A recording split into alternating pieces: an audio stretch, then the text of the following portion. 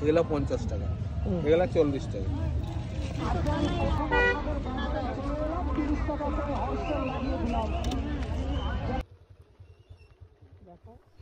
High বন্ধুরা, আমি জুহিতা মামার সাথে ইভানকে নিয়ে চলে এসেছি আজকে একটা নতুন ব্লগে।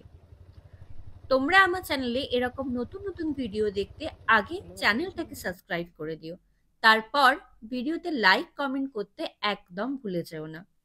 আজকে আমরা বেরিয়েছিলাম রামকানালি স্টেশনের পথে, আর যেহেতু আজকে সোমবার তাই ফেরার পথে ভাবলাম যে রামকানালির সেই বিখ্যাত হাটের শীতকালে কি কি পাওয়া যায় শীতকালীন একটা চিত্র তোমাদের সাথে আজকে শেয়ার করি। আর সেটাই যাওয়ার পথে দেখো, পথের দুধারে রয়েছে অনেক খেজুর গাছ, আর তার সাথে হাঁড়ি বাঁধা রয়েছে খেজুর রস সংগ্রহের জন্য। কারণ এখন পথের ধারে দুদিকে চারিদিকেই খেজুর গুড় তৈরি হচ্ছে। আর এই দেখো, ডান দিকে রয়েছে রামকানালি স্টেশন, আর সেটা ছাড়িয়ে আমরা সোজা বেরিয়ে যাব রামকানালির হাটের উদ্দেশ্যে। তোমরা আমার আগের হাটের ভিডিওতে এত এত ভালোবাসা দিয়েছো, তাই ভাবলাম তোমাদের সাথে এই শীতকালীন হাটের ভিডিওটাও শেয়ার করি। এই দেখো, হাটে পৌঁছে গেছি, আর শীতকালে একদম সুন্দর সতেজ সতেজ সবজি বসেও গেছে। আর এইগুলো বেশিরভাগই কিন্তু চালানি সবজি নয়, এগুলো গ্রামের মানুষ তাদের নিজেদের বাড়িতে চাষ করে থাকেন। এই যে রাঙালু, মূলো দেখছো, এগুলো নিজেদের বাড়িতে চাষের জিনিস, একদম সেখান থেকেই তুলে এনে বিক্রি করছে। আর এই দেখো, হাটে কত ধরনের গুঁড়ো মশলা রয়েছে, তার সাথে রয়েছে অনেক ধরনের সাবান, ডিটারজেন্ট, সমস্ত কিছু। শুকনো লঙ্কা, হলুদ গুঁড়ো থেকে আরম্ভ করে চাকুলিয়া সাবান এবং অনেক রকমের সাবান, ডিটারজেন্ট সবকিছুই এখানে বিক্রি হচ্ছিল।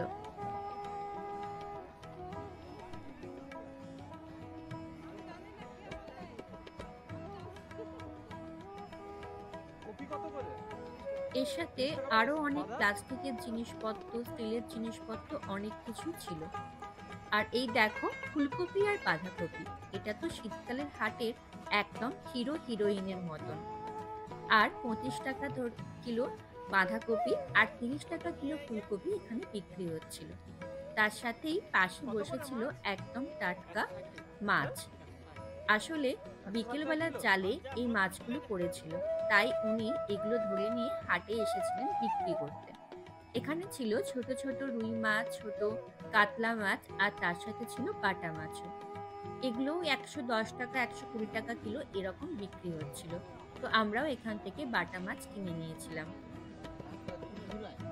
এরপর দেখো, আরো কত ধরনের সবজি রয়েছে শীতকালে।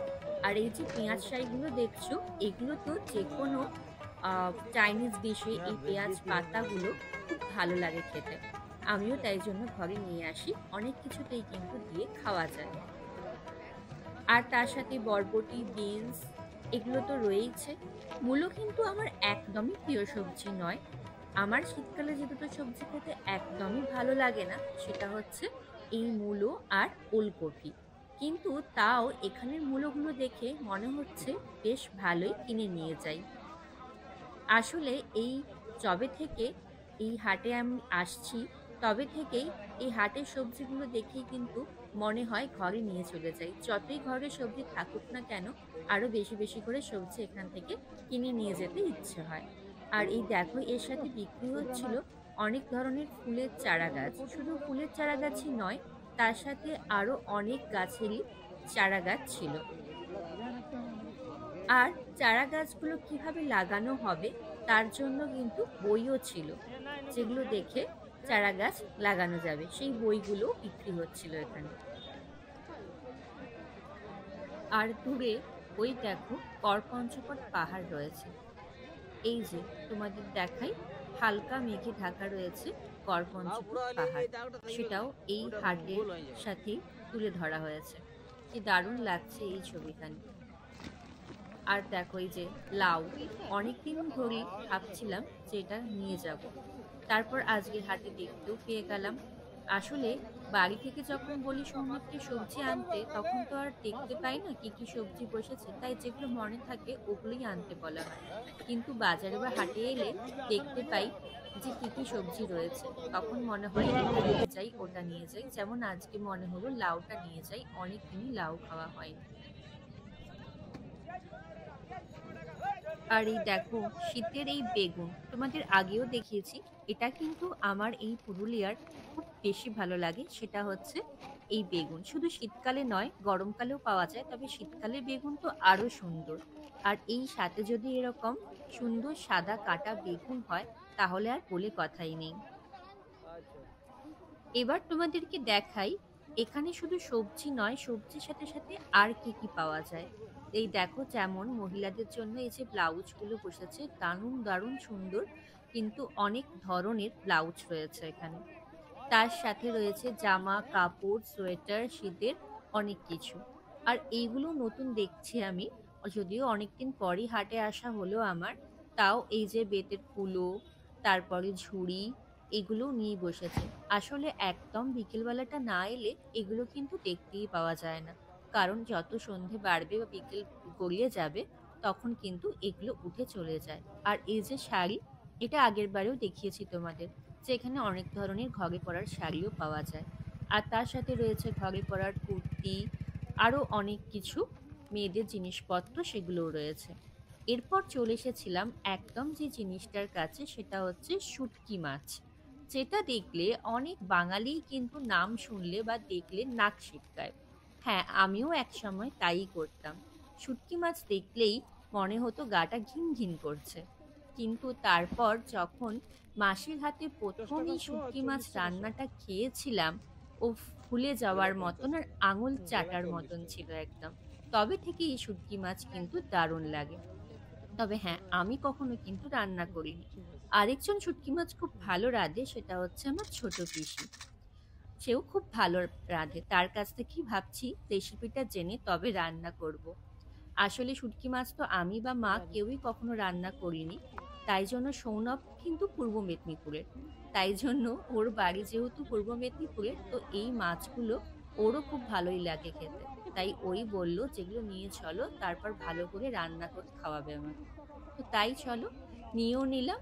আর তার সাথে দেখো এই যে হাটে কত ধরনের মাটির জিনিস বসেছে। মাটির জিনিসগুলো তোমাদেরকে আগেরবার দেখিয়েছিলাম আমি, আগের বারে হাটে অবশ্য দেখাতে পারিনি। তবে আমি এখান থেকেই আমার হান্ডি চিকেন করার জন্য কিন্তু একখানি মাটির হাঁড়ি কিনে নিয়ে গেছিলাম। তো এরকম বিকেলে অনেক ধরনের জিনিস বসে যেগুলো আর পরে পাওয়া যায় না। যেমন এই মাটির জিনিস, বেতের জিনিস, তারপরে ঝুড়ি, কুলো, এগুলো কিন্তু একটু পরেই উঠে চলে যাবে। তাই আমরা একদম বিকেল বেলাটাতেই কিন্তু হাটে এসেছিলাম।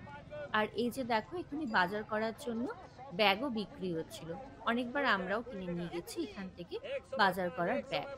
আর তার সাথে এই যে বাচ্চাদের সোয়েটার থেকে, প্যান্ট থেকে, মোজা থেকে, যেগুলো শীতের জিনিস যা যা লাগে সবগুলোই কিন্তু এখানে বিক্রি হচ্ছে। এই যে অনেকদিন পর লাল শাক দেখতে পেলাম। বিক্রি তো হয় কিন্তু আমি তো আসি না, তাই দেখতে পেয়ে ভাবলাম নিয়ে যাই। আর এরপর তো রয়েছে আরো টমেটোর তো এখন প্রচুর দাম বাজারে।